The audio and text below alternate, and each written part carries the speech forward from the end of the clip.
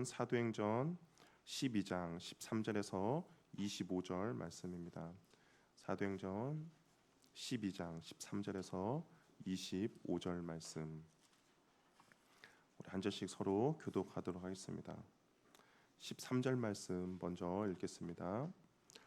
베드로가 대문을 두드린데 로데라 하는 여자아이가 영접하러 나왔다가 베드로의 음성인 줄 알고 기뻐하며 문을 미처 열지 못하고 달려들어가 말하되 베드로가 대문 밖에 섰더라 하니 그들이 말하되 네가 미쳤다 하나 여자아이는 힘써 말하되 참말이라 하니 그들이 말하되 그러면 그의 천사라 하더라.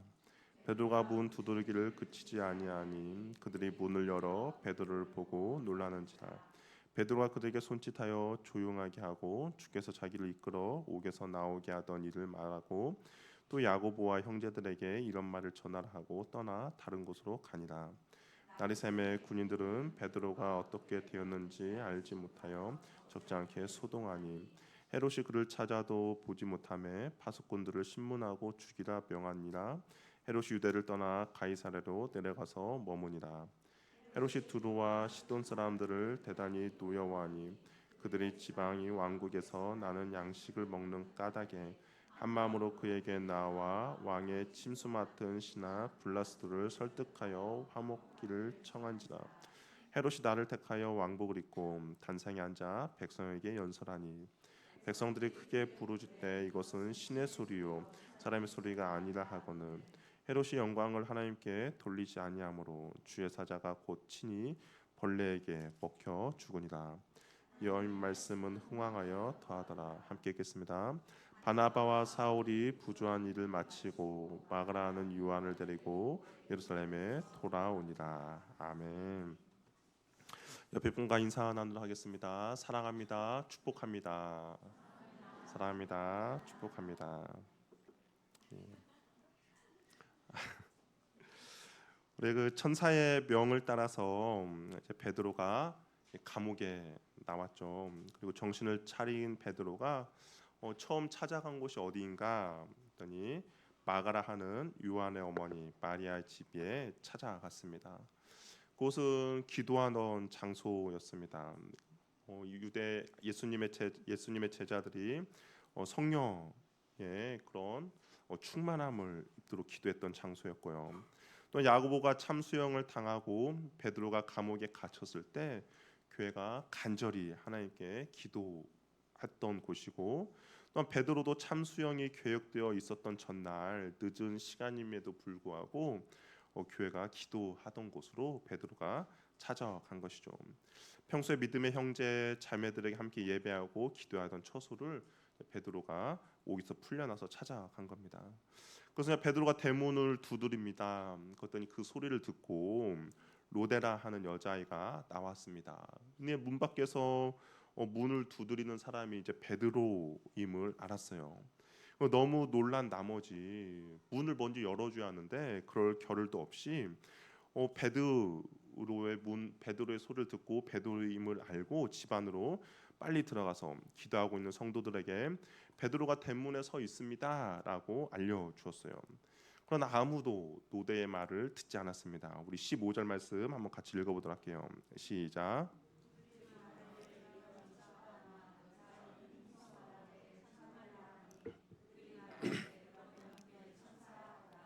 아무도 믿지 않았고 오히려 그 노대라는 여자에게 네가 미쳤다라고 이야기를 할 정도입니다. 그때 아이가 아닙니다, 참말입니다라고 힘써 말했어요. 그래서 힘써 말하다라는 표현이 그냥 어떤 이례적인 행동이 아니라 동일한 행동을 반복했음을 이야기합니다. 그러니까 참말입니다, 진짜입니다, 참말이에요 막 계속 이야기를 한 것이죠. 자신을 미쳤다라고 말하는 교인들 향해서 베드로가 정말로 살아 돌아왔다라고 되풀이하며 말한 것이죠. 그때 교인들이 이렇게 이야기해요. 그의 천사다라고 이야기합니다. 아마 그들은 베드로가 이미 참수형을 당해서 죽었기 때문에 베드로의 천사가 그 사실을 전해주기 위해 왔을 것이라고 이제 속단하고 있는 것이죠. 왜 이런 반응을 보였을까? 왜 기도하던 사람들이 이런 반응을 보였을까? 기도를 했지만 기도 응답에 대한 확신이 없어서 맹목적으로 기도했기 때문에 정작 베드로가 살아 돌아왔을 때 믿지 못했다라고 아마 이야기를 들었을 것입니다.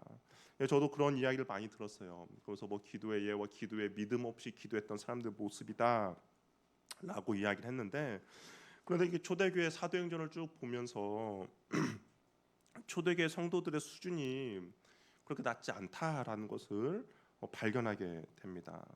이 성도들이 베드로가 살아 돌아왔다라는 것을 믿지 않았던 이유는 아마 성도들이 그 이상으로 더 큰 기대를 가지고 기도했기 때문이지 않을까라는 생각을 하게 되는 것이죠. 당연히 베드로의 안전을 위해서 기도했습니다. 석방을 위한 기도도 했겠죠. 그러나 베드로의 석방과 구원보다 더 중요한 것이 있었어요. 그것은 무엇이냐? 베드로가 끝까지 믿음을 지키는 것입니다. 죽음 앞에서 위축되어서 예수님을 부인하고 예수님을 모른다 하면서 죽는 것이 아니라 끝까지 자신이 사랑하는 그 예수님 앞에 끝까지 그 믿음을 지키도록 기도를 한 것이죠. 어찌 보면 담대함과 평안함으로 베드로가 감옥에서 정말 깊은 잠에 빠질 수 있었던 것도 성도들의 그러한 기도 응답이지 않을까라고 생각하게 됩니다. 결정적으로 왜 이들의 기도의 수준이 전혀 낮지 않다라고 생각이 드냐면, 우리 사도행전 4장을 보면 베드로가 처음으로 감옥에 투옥되는 장면이 나옵니다. 성전 미문에서 구걸하던 안진뱅이를 예수의 이름으로 일어서게 했죠. 그랬더니 사람들에게 예수님의 부활을 증언했다라는 이유로 유대 종교 지도자에게 투옥되게 됩니다. 그리고 이튿날 베드로와 요한에게 예수의 이름을 입 밖에도 내지 말라라고 하면서 위협하며 풀어줬어요. 풀어난 후에 교인들을 만나 자초지종을 설명한 다음에 이들이 한 마음으로 기도했던 기도의 내용들이 있습니다. 어떻게 기도했냐? 자신들에 대한 박해자의 위협을 굽어 살펴달라는 것이고, 하나님의 말씀을 그런 상황 가운데서도 하나님의 말씀을 담대하게 전할 수 있게 해달라는 것이었습니다. 예수 이름으로 병자를 고치며 표적과 기사가 나타나게 해달라는 것이죠. 종교 지도자들의 협박을 받고 핍박과 위협을 받았음에도 불구하고 예수의 이름을 입 밖에도 내지 말라라고 그런 위협을 받았음에도 불구하고 박해자들의 위협을 피하게 해달라든지 아니면 더 이상 위협이 없는 편안한 삶을 살게 해달라고 제자들은 기도하지 않았다라는 것이죠. 온갖 위험이 있을지라도 위협 속에서 자신들을 굽어 살펴주시고 참된 증인의 삶을 온전히 살아갈 수 있게 해달라고 그렇게 기도했습니다. 어떤 상황이 주어지든 그 상황을 받아들이고 그 상황 속에서도 주님의 증인으로서 부족함이 없는 그런 신앙, 믿음을 보이도록 기도를 한 것이죠. 이런 기도의 연장선상에서 생각해 볼 때 교인들이 베드로를 위해 기도한 것은 죽음의 위협 속에서도 주님의 증인다움을 나타낼 수 있도록 기도했던 것이죠. 그것이 주님의 뜻이라면 기쁨으로 참수형을 당해야 하는 상황을 받아들이도록 기도한 것입니다. 절통 같은 감옥에서 베드로가 살아 돌아왔을 때 그 사실을 선뜻 믿지 못했던 이유가 바로 여기에 있는 것이죠. 단순히 베드로를 안전하게 풀어내 주세요가 아니라 그 참수형 앞에서도 그의 믿음을 굳건하게 지킬 수 있게 해달라는 그런 기도이기 때문입니다. 믿음이 없거나 불신의 기도를 드린 것이 아니다라는 것이죠. 만약에 교인들이 살아 돌아오기만을 기도했다며, 이게 베드로가 참수형을 당하지 않고 살아 돌아오기만을 기도했다면 베드로의 기도는 응답이 되었고, 반면에 야고보는 어떻습니까? 하나님의 기도에 거절을 받은 것입니까? 허망한 죽음으로 야고보의 죽음은 끝난 것입니까? 아니다라는 것이죠. 우리도 많은 기도 제목을 가지고 기도를 합니다. 나 자신뿐만 아니라 또한 다른 사람을 위해서도 많은 기도를 하죠. 육체적으로 질병이 있다든지 아니면 정서적으로 아니면 경제적으로 회복을 위해서 기도합니다. 또 우리가 나라와 민족을 위해서도 기도하죠. 베드로가 감옥에 나와서 우리 앞에 나타나서 놀라게 한 것처럼 정말 놀라운 기적을 기대하고 응답을 바라면서 우리가 하나님 앞에 기도를 합니다. 하지만 우리는 우리의 기도는 늘 그 믿음의 기도, 내가 생각하고 바라는 그 이상의 기도를 드려야 한다라는 것이죠. 모든 상황 속에서도 주님을 향한 믿음, 신뢰만은 변함이 없이 지키는 성도가 되게 해달라고 기도해야 할 것입니다. 아무래도 우리가 상황과 어디 여러 가지 환경과 형편 따라서 내가 잘 풀리면 하나님이 나의 기도 가운데 응답해 주셨다라고 생각하고, 그렇지 않을 경우에는 하나님이 나를 버리셨다라고 생각하는 것이 우리의 사람들의 마음이기 때문인 것이죠. 그렇기 때문에 모든 상황에서도 주를 향한 믿음, 주를 향한 신뢰함은 변함이 없도록 기도해야 한다는 것이죠. 또한 각자에게 주신 고통의 의미가 있습니다. 이 고통이 왜 나에게 왔는지, 왜 나에게 이런 생각지도 못한 어려움이 왔는지 우리는 잘 알지 못하죠. 그러나 그 고통의 의미를 깨달아 오히려 하나님께 감사의 고백을 할 수 있도록 우리는 기도해야 한다라는 것이죠. 우리가 하나님을 향한 신실하심과 선하심을 신뢰하지 못한다면 기적이나 치유나 회복을 경험한 사람에게만 하나님은 선하시다, 하나님은 좋은 하나님이 될 것이고, 야고보처럼 순교하게 하신 하나님은 그렇지 못한 하나님이 될 것입니다. 나중에 그런데 베드로는 어떻습니까? 베드로가 천년 만년 살았습니까? 아니죠. 베드로도 결국 순교하게 됩니다. 시간의 차이만 있을 뿐이에요. 좀 빨리 오고 늦게 올 뿐 맞닥뜨린 결과는 마찬가지였죠. 우리 모두에게 죽음의 순간은 찾아옵니다. 기도하여 그 시간이 잠시 연장될 때에만 선하신 하나님이 되는 것이 아니라 순교한 야고보의 하나님도 선하신 하나님이 되시는 것이죠. 그리고 구출된 베드로의 하나님만 선하신 것이 아니라 설령 베드로가 그 감옥에서 참수형을 당했을지라도 그 하나님은 선하신 하나님이 된다라는 것입니다. 순교와 구원 모두를 통해 하나님 우리에게 복을 주시고 협력하여 선을 이루어 가시는 참된 선하신 하나님임을 꼭 기억하시길 바랍니다. 성도들은 야고보와 베드로를 위해 기도할 때 부활의 소망을 가지고 어느 자리에서도 하나님과 깊은 교제의 믿음의 사람이 되도록 주님의 증인다움을 갖도록 기도한 것이죠. 그것이 주님의 뜻이라면 설령 베드로가 참수형을 믿음으로 참수형을 당할지라도 믿음으로 담대히 받아들일 수 있도록 기도한 것입니다. 이것이 베드로가 살아 돌아왔다는 하녀의 말을 듣고 베드로를 위해 기도하고 있던 성도들이 네가 미쳤다라고 말한 이유가 될 것입니다. 그러니까 꼭 베드로가 살아 돌아오기만을 기도한 것은 아니다라는 것이죠. 이 어린 아이 로데와 함께 옥신각신하는 동안에 문 밖에서 베드로가 계속 문을 두드리고 있어요. 그제야 그들은 비로소 베드로의 음성을 듣고 그가 살아 돌아왔음을 보게 됩니다. 이후의 상황 말할 것도 없죠. 감옥에 gat혀서 죽을 날만을 기다리고 있던 베드로가 살아 돌아왔으니까 사람들 얼마나 환호성을 지르며 할렐루야를 찬양하며 좋아했겠습니까? 근데 베드로가 그들을 조용하게 시킵니다. 우리 17절 말씀 한번 읽어보도록 할게요. 시작.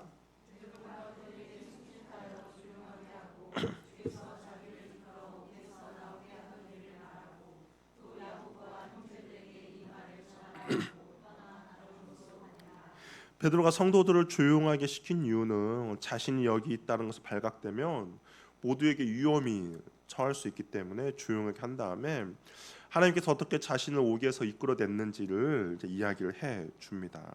그리고 야고보와 형제들에게 전하라고 다른 곳으로 떠나게 되는 것이죠. 베드로는 이제 사도행전 15장에 잠깐 예루살렘 공회 사건 때를 제외하고는 더 이상 사도행전에 등장하지 않습니다. 지금까지 베드로를 대표로 해서 유대인의 선교가 이제 복음 사역이 마무리가 되고 더 대신에 그 또 다른 사람 바울을 통해서 이방 중심의 복음 사역이 이어지게 되는 것을 사도행전이 말하고 있는 것이죠. 사도행전에서 그의 기록은 이제 사라집니다. 그럼에도 불구하고 우리가 아는 것처럼 베드로는 끝까지 복음 전하는 일을 잘 감당한 것을 보게 됩니다. 사람들이 주목하고 주목하지 않는 것이 중요한 것이 아니라 어느 자리에서든지 하나님 앞에 자신에게 맡겨진 사명을 온전히 감당하는 참된 믿음의 사람이 바로 베드로였던 것이죠. 예수님의 참된 제자의 모습이라는 겁니다. 그러니까 사람이 많고 사람이 적고 사람의 인정을 받고 사람의 인정을 받지 않음이 중요한 것이 아니라 주님께서 자기에 맡기신 그 사명을 죽는 그 순간까지 끝까지 지키며 잘 감당했던 그 베드로의 모습이 참된 주님의 제자의 모습이고 우리가 본받아야 할 모습이라는 것이죠. 아침에 밝았습니다. 지난 밤에 마가라는 요한의 집이 베드로의 출현으로 난리가 났다면 아침에 감옥은 베드로의 사라짐으로 난리가 났습니다. 우리 18절, 19절 말씀 한번 읽어보도록 할게요. 시작.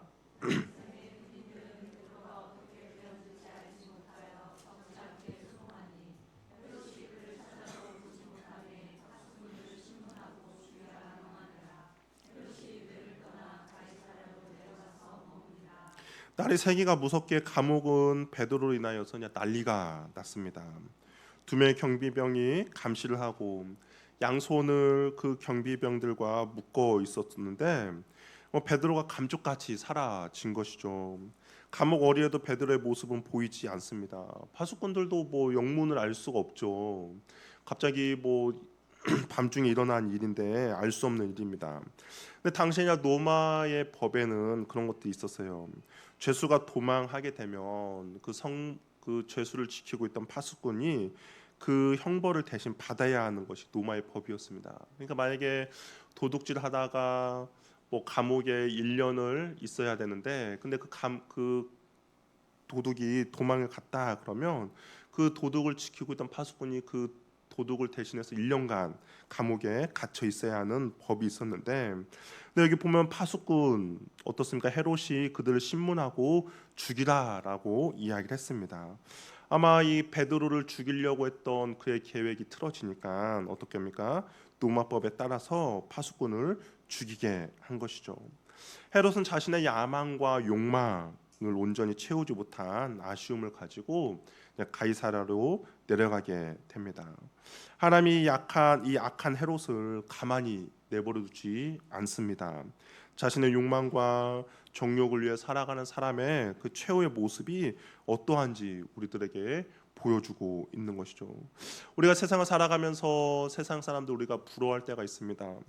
자신의 욕망과 정욕을 위해서 살아가다 보니까 아무래도 세상에서는 높은 자리에 앉아 보일 때도 있고 정말 많은 권력을 갖고 있는 것처럼 보일 수도 있습니다. 그런데 하나님께서는 그 자신의 욕망과 정욕을 위해서 살아가는 사람들을 가만히 내버려 두지 않는 것이죠. 오늘 헤롯의 모습을 통해서 그런 사람의 비참한 최후의 모습이 무엇인지를 우리에게 말해주고 있는데요. 우리 20절 말씀으로 같이 한번 읽어보도록 하겠습니다. 시작.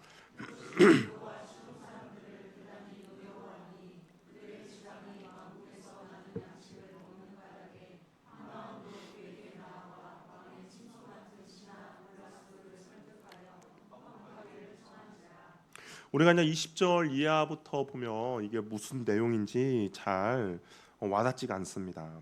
당시 두로와 시도는 무역의 항구 도시였어요. 아무래도 이 항구 도시다 보니까 식량을 조달하는 것이 쉽지 않습니다. 그래서 식량을 전적으로 이스라엘에게 의존하고 있었습니다. 그런데 이 헤롯이 두로와 시돈에게 어떤 적개심을 적개심을 품게 됩니다. 정확한 이유는 모르겠어요. 여러 가지 물자를 대줌에 감사하지 못하는 표현을 갖고 있어서 그랬는지 모르지만 두로와 시돈에 적개심을 품게 되고 그러면서 그 지방에 이제 공급되는 식량을 갑자기 중단해 버립니다. 그러니까 두로와 시돈에 있는 사람은 어떨까요? 하루아침에 식사를 못하는 정말 난처한 상황에 봉착하게 된 것이죠. 그리고 두로와 시돈의 지도자들이 헤롯 왕궁의 집사였던 블라스도를 매수합니다. 그러니까 아무래도 이 원인을 해결을 해야 자신에게 식량 공급이 계속 되는 거 아니겠습니까? 그래서 블라스도를 매수를 해서 헤롯 왕과의 관계를 좀 회복하려고 안간힘을 씁니다. 그래서 블라스도를 통해서 회복할 수 있는 어떤 건수를 마련해 달라, 자리만 마련해 주면 그 이후부터는 우리가 알아서 할 테니까 자리만 한번 마련해 달라라고 부탁을 했는데 마침 날을 잡게 되었어요. 우리 21절에서 23절 말씀 한번 읽어보겠습니다. 시작.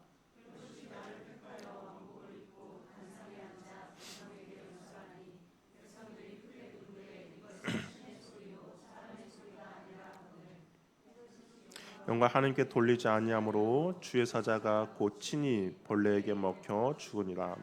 여기 보니까 헤롯이 나를 택했다라고 말하고 있습니다. 뭐 성경에서는 정확히 이것이 어떤 날인지 자세하게 기록되어 있지 않지만 우리 요세푸스라는 역사학자가 있거든요. 근데 그의 기록을 살펴보면 이 날은 바로 로마 황제 글라우디오의 생일날이었습니다. 그러니까 생일을 이제 날로 잡은 거죠. 근데 로마 황제가 생일이니까 자신의 궁에서 그 생일 잔치를 하지 굳이 변방 이런 이 도시까지 올 일은 없죠. 그런데 불구하고 헤롯이 날을 잡았어요. 이 날을 잡은 이유는 무엇이냐면 황제에게 아부를 하기 위함입니다. 우리가 헤롯이 어떤 사람이 잠깐 저번 주에 나누지 않았습니까? 권력의 눈치를 보면서 노마의 아부를 했던 사람입니다. 그래야만이 자신의 입지를 잘 다질 수 있기 때문인 것이죠. 노마 황제의 생일인데 노마 황제는 당연히 노마 궁에 있겠죠.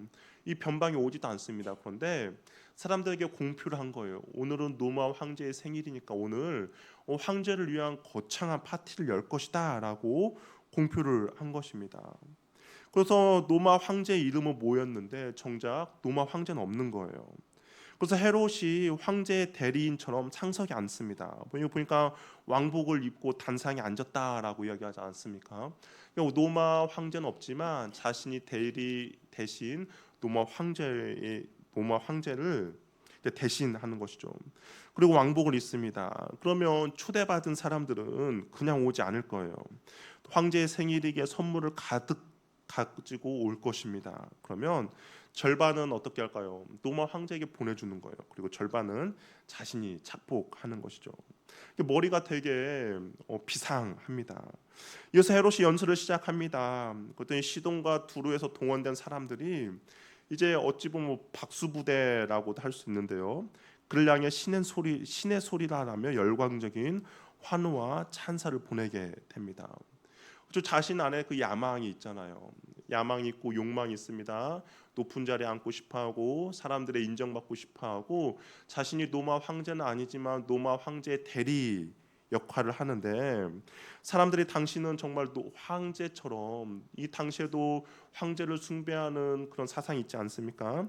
당신은 정말 신입니다. 노마 황제와 버금가는 그러한 사람입니다라고 열광적 환호와 찬사를 보내게 됩니다. 박수를 쳐줘요. 그랬더니 스스로 신이 되어 기쁘게 그 상황을 맞아들이게 되는 것이죠. 근데 요세푸스의 따름이 이때 갑자기 올빼미 한 마리가 이 단상에 날아오게 됩니다. 이 올빼미는 유대인들이 불길한 징조로 여기는 새인 것이죠. 그런데 헤롯이 그 올빼미를 보는 순간 갑자기 복통을 일으키고 그 자리에 쓰러지게 됩니다. 그리고 나서 불과 닷새 만에 숨을 거두게 되는 것이죠. 신이라 불리던 사람이 벌레에게 먹혀 죽게 된 것입니다. 스스로 신이라 자칭한 사람의 그 최후의 모습이 얼마나 비참한지를 보여주고 있는 것이죠. 교만과 욕망과 정욕으로 가득한 사람의 최후의 모습이 바로 이러한 모습이다라고 결말을 말해주고 있습니다. 반면에 이런 경우도 있었어요. 사도행전 14장을 보면 우리가 이제 앞으로 살펴볼 건데요. 바울과 베드로가 기적을 일으켰습니다. 그때 주변에 있던 사람들이 이렇게 이야기해요. 당신은 바나바는 제우스다라고 이야기를 하고 그다음 바울은 헤르메스다라고 주장을 합니다. 사람들이 당신들은 신입니다. 하늘에서 내려온 사람입니다라고 그들을 추켜 세웠습니다. 그때 두 사람의 반응이 어땠는가? 우리 사도행전 14장 14절 15절 말씀 한번 읽어보도록 할게요. 한번 읽어보겠습니다. 시작.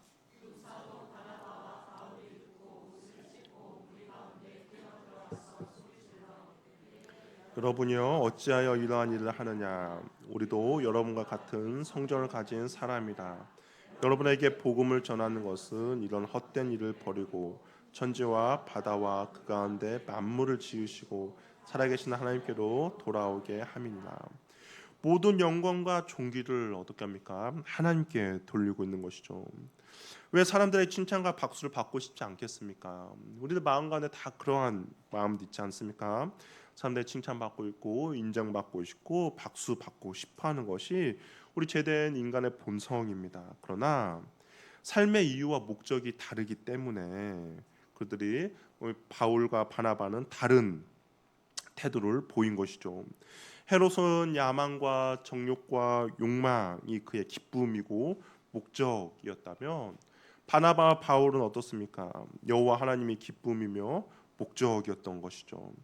스스로 하나님이 되고자 했던, 스스로 하나님이 되고자 하여서 벌레만도 못한 인생의 그 마지막을 살았던 헤롯과 아니면 하나님을 인정하며 정말 영광스러운 인생이 될 것인지를 우리들에게 보여주고 있는 것이죠. 하나님이 우리의 삶의 기쁨이고 우리의 이유와 목적이 되기를 바랍니다. 이 땅을 살아가면서 우리의 욕망과 정욕과 그리고 스스로 하나님이 되고 스스로 나 주인이 되고자 하는 그런 어리석은 삶이 아니라 우리의 삶의 이유와 목적이 우리의 기쁨이 하나님이 된다면 우리들도 이러한 반응, 바나바와 바울과 같은 반응을 보일 수 있다라는 것이죠. 자기의 욕망에 자신의 권력을 맹신하면서 스스로 하나님처럼 살던 헤롯의 인생도 비참하게 하면서도 허무하게 마무리가 되었지만 반면 어떻습니까? 하나님의 말씀은 흥왕하여 더하여졌다라고 오늘 본문은 이야기를 합니다. 눈에 보기에는 세상의 권력이 힘이 세고 통치하며 다스리는 것처럼 보이죠. 그러나 성경 그렇게 이야기하지 않아요. 세상의 권력이 힘이 세고 통치하며 다스리는 정말 가장 강한 것처럼 보일지라도 그것은 벌레에 먹히는 한낱 벌레만도 못하는 결과를 가져오지만 반면에 하나님의 말씀은 어떻습니까? 결코 쇠해지거나 약해지지 않음을 우리에게 말해주고 있는 것이죠. 이 말씀이 바나바와 바울과 마가를 통하여서 이제 하나님의 말씀이 어떻게 흥왕될 것인지, 하나님의 나라가 어떻게 굳건하게 세워질 것인지를 우리에게 말해주고 있습니다. 세상 권력자가 아무리 위대하고 대단하다 하더라도 하나님의 복음의 역사를 결코 막아설 수 없습니다. 자신의 욕망과 정욕을 채우기 위해 교회를 핍박하고 사도들을 죽이고 박해했던 헤롯은 비참한 죽음이라는 결과를 맞이하게 되었어요. 그에 반해서 하나님의 구원을 간절히 기도했던 사람들은 하나님의 말씀이 흥왕하는 부흥을 맛보게 됩니다. 그것은 하나님을 기뻐하고 우리의 삶의 이유와 목적이 하나님의 말씀이 된 사람들만이 경험할 수 있는 그런 부흥이라는 것이죠. 하나님의 말씀 우리의 삶에 흥황하며 넘치게 되는 은혜를 누리는 저와 여러분 되기를 바랍니다. 세상 사람들의 박수와 나의 욕망과 나의 정욕과 나의 야망이 체험받는 거 당연히 좋죠. 그리고 그런 자리를 꿈꿀 수도 있습니다. 그러나 우리에게 있어서 더욱더 중요한 것은 그러한 삶의 비참함이 무엇인지 안다면 우리는 오직 여호와 하나님만이 우리의 참된 기쁨이요 삶의 목적이 되기를 바랍니다. 그렇다면 그런 삶을 살아가는 그 사람은 하나님의 말씀이 그 사람을 높여주고 하나님의 말씀이 그 사람을 세워주고 하나님의 말씀이 그 사람의 인생을 이끌어가게 될 것입니다. 내가 그 자리에 서고 싶어서 가는 것이 아니라 하나님이 우리를 그 자리에 서게 만들어 주신다라는 것이죠. 그러한 은혜를 누리는 저와 여러분이 되기를 바랍니다. 함께 자리 일어나셔서 우리 함께 찬양하며 기도하며 나가도록 하겠습니다.